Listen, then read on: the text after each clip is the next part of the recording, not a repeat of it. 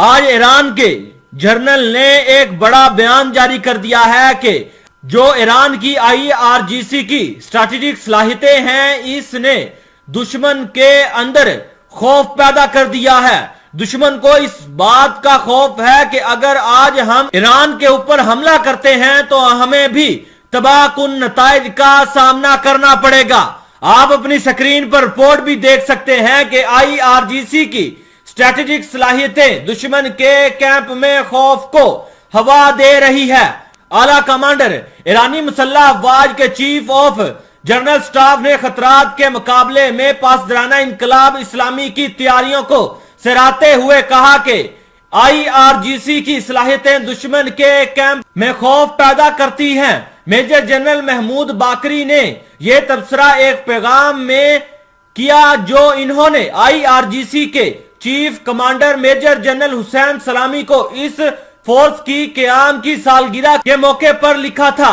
باقری نے لکھا IRGC اسلامی انقلاب اور اسٹیبلمنٹ کی حفاظت میں ایک ضروری ستون رہا ہے. انہوں نے مزید کہا کہ اس کی جامع اسٹریٹجک اتھارٹی تیاری اور صلاحیتیں نہ صرف عظیم ایرانی قوم کے لیے سلامتی اور امن پیدا کرتی ہیں اور ملک کی دفاعی قوت کو بڑھاتی ہیں بلکہ اس سرزمین کے دشمن کے کیمپ میں خوف اور غصہ بھی پیدا کرتی ہیں. طاقت کی IRGC اعلیٰ کمانڈر نے یہ بھی نوٹ کیا کہ ایرانی مسلح افواج خاص طور پر تعمیر کی پالیسی پر عمل کرنے اور دشمن کی طرف سے کسی بھی خطرات کا مقابلہ کرنے اور ان کو منہ توڑ اور بھیانک جواب دینے کی صلاحیت بھی رکھتے ہیں.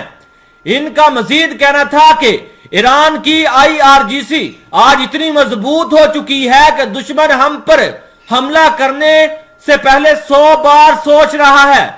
دشمن کو اس بات کا ڈر ہے کہ اگر ہم ایران پر حملہ کر بھی دیتے ہیں تو پھر ایران کی طرف سے ہمیں بھیانک اور خوفناک نتائج دیکھنے پڑیں گے اور ان حملوں اور نتائج کا مقابلہ کرنے کے لیے ہمارے ملکوں کے اندر اتنی طاقت نہیں ہے کہ ایران کے خوفناک اور بھیانک حملوں کا جواب دے سکیں.